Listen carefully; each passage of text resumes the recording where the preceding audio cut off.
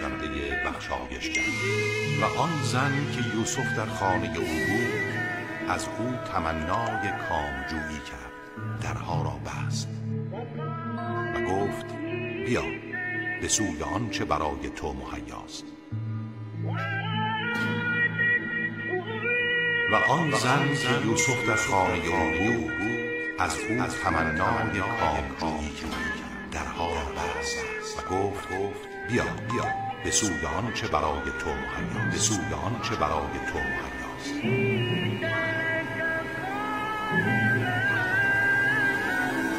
یوسف گفت پناه میبرم به خدا، پناه میبرم به خدا.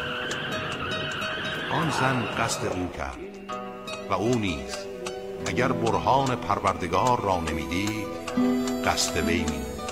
این چنین کردید تا بدی و فحشا را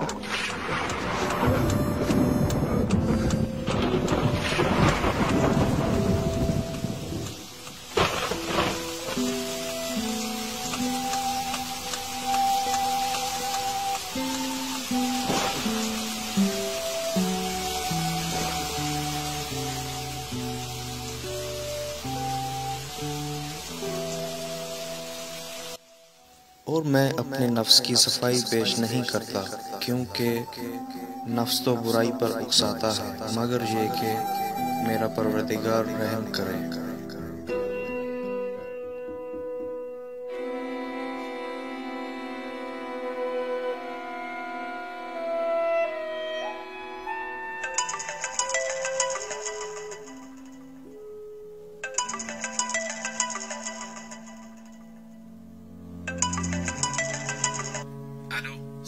الو اومد؟ فیلمو برام زود بفرست. نه نشد. من دوربین آماده کردم ولی نیومد.